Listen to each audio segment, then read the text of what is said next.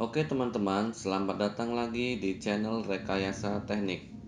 Pada video kali ini kita akan membahas tentang poros pada elemen mesin. Poros adalah elemen mesin yang berbentuk batang dan umumnya berpenampang bulat. Berfungsi untuk memindahkan putaran atau mendukung sesuatu beban dengan atau tanpa meneruskan daya. Beban yang didukung oleh poros pada umumnya adalah roda gigi, roda daya atau flywheel, roda ban atau pulley, roda gesek, dan lain-lain. Poros hampir terdapat pada setiap konstruksi mesin dengan fungsi yang berbeda-beda. Jenis-jenis poros berdasarkan pembebanannya. 1. Poros transmisi atau transmission shaft. Poros transmisi lebih dikenal dengan sebutan shaft. Shaft akan mengalami beban puntir berulang, beban lentur secara bergantian, ataupun kedua-duanya. Pada shaft, daya dapat ditransmisikan melalui gear, belt pulley, sprocket rantai, dan lain-lain. 2. Poros gandar. Poros gandar merupakan poros yang dipasang di antara roda-roda kereta barang. Poros gandar tidak menerima beban puntir dan hanya mendapat beban lentur. 3. Poros spindle. Poros spindle merupakan poros transmisi yang relatif pendek, misalnya pada poros utama mesin perkakas, di mana beban utamanya berupa beban puntiran. Selain beban puntiran, poros spindle juga menerima beban lentur. Sifat-sifat poros yang harus diperhatikan. 1. Kekuatan poros. Poros transmisi akan menerima beban puntir, beban lentur, atau gabungan antara beban puntir dan lentur.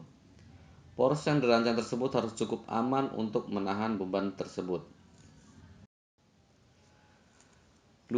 Kekakuan poros. Meskipun sebuah poros mempunyai kekuatan yang cukup aman dalam menahan pembebanan, tetapi adanya lenturan atau defleksi yang terlalu besar akan mengakibatkan ketidaktelitian pada mesin perkakas. Oleh karena itu, di samping memperhatikan kekuatan poros, kekakuan poros juga harus diperhatikan dan disesuaikan dengan jenis mesin yang akan ditransmisikan dayanya dengan poros tersebut. 3. Putaran kritis. Bila putaran mesin dinaikkan, maka akan menimbulkan getaran pada mesin tersebut. Batas antara putaran mesin yang mempunyai jumlah putaran normal dengan putaran mesin yang menimbulkan getaran yang tinggi disebut putaran kritis. Hal ini dapat terjadi pada turbin, motor bakar, motor listrik, dan lain-lain. Selain itu, timbulnya getaran yang tinggi dapat mengakibatkan kerusakan pada poros dan bagian-bagian lainnya. Jadi dalam perencanaan poros perlu mempertimbangkan putaran kerja dari poros tersebut agar lebih rendah dari putaran kritisnya. 4. Korosi. Apabila terjadi kontak langsung antara poros dengan fluida korosif, maka dapat mengakibatkan korosi pada poros tersebut. Misalnya propeller shaft pada pompa air. Oleh karena itu, pemilihan bahan-bahan poros yang bersifat plastis dari bahan yang tahan korosi perlu mendapatkan prioritas utama. Material poros. Perencanaan poros mengacu pada kekuatan bahan poros.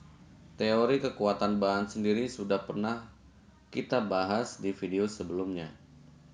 Material yang biasa digunakan dalam pembuatan poros adalah carbon steel atau baja karbon, yaitu carbon steel 40C8, 45C8, 50C4, dan 50C12. Namun untuk poros yang biasa digunakan untuk putaran tinggi dan beban yang berat pada umumnya dibuat dari baja paduan atau alloy steel dengan proses pengerasan kulit atau cast hardening sehingga tahan terhadap keausan. Beberapa di antaranya adalah baja chrome nickel, baja chrome nickel molybdenum, baja chrome vanadium, dan lain-lain.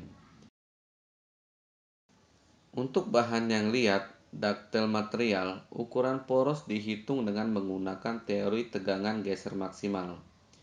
Sedangkan untuk bahan yang getas atau brittle material dihitung dengan teori tegangan normal maksimal. Bahan poros pada umumnya menggunakan masonry steel, di mana tegangan bengkok izin sebesar 400 sampai 800 kg per cm persegi. Tegangan geser izin sebesar 420 kg per cm persegi untuk yang berpasak dan 560 kg per cm persegi yang tanpa pasak. Perhitungan poros. Untuk poros yang hanya terdapat momen puntir saja, T dibagi J sama dengan T dibagi R, di mana T sama dengan momen puntir pada poros, J momen inersia polar, R jari-jari poros, T sama dengan torsional shear stress. Perhitungan poros untuk poros solid atau solid shaft dapat dirumuskan J sama dengan P dibagi 32 dikali D pangkat 4. Sehingga momen puntir pada poros adalah T dibagi P per 32 kali D pangkat 4 sama dengan T dibagi D per 2. T sama dengan P per 16 kali T kali D pangkat 3. Sedangkan momen inersia polar pada poros berongga atau hollow shaft digunakan rumus J sama dengan P per 32 kali DO pangkat 4 minus DI pangkat 4, di mana DO dan DI adalah diameter luar dan dalam, sehingga didapat T sama dengan P per 16 kali T DO pangkat 4 minus DI pangkat 4 dibagi DO. Dengan mensubstitusikan DI dan DO sama dengan K, maka didapat T sama dengan P per 16 dikali T kali DO pangkat 3 kali 1 min K pangkat 4. Daya yang ditransmisikan oleh poros dapat diperoleh dari P sama dengan 2pi Nt per 60, di mana P sama dengan daya satuan watt, T momen puntir Newton meter, N kecepatan poros rpm. Untuk poros yang hanya terdapat bending moment saja, M dibagi I sama dengan OB dibagi Y, di mana M momen lentur pada poros, I momen inersia, O bending moment, Y jari-jari poros. Untuk poros solid shaft, besarnya momen inersia dirumuskan I sama dengan P per 64 kali D pangkat 4. Setelah disubstitusikan didapatkan persamaan M sama dengan P per 32 kali OB kali D pangkat 3. Sedangkan untuk poros berongga atau hollow shaft, besaran momen inersia dirumuskan I sama dengan P per 64 dikali DO pangkat 4 minus DT pangkat 4. Sama dengan P per 64 DO pangkat 4 dikali 1 min K pangkat 4. Sehingga M sama dengan P per 32 kali OB kali DO pangkat 3 kali 1 min K pangkat 4. Untuk poros dengan kombinasi momen lentur dan momen puntir, dengan mensubstitusikan nilai QB dan TI didapatkan Tmax sama dengan setengah akar QB kuadrat ditambah 4T kuadrat.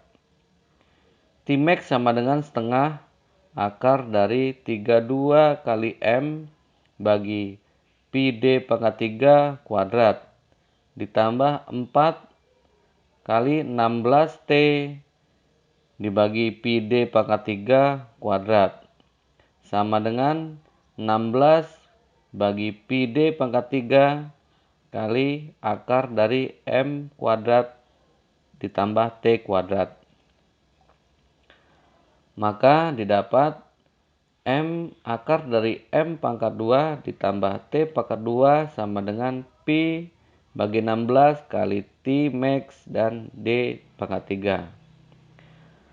3. Pernyataan itu dikenal sebagai equivalent twisting moment yang disimbolkan dengan titik, sehingga dapat disimpulkan bahwa TE sama dengan akar M2 tambah T2 sama dengan Pi per 16 kali T kali D pangkat 3. Pembebanan berubah-ubah atau fluctuating loads.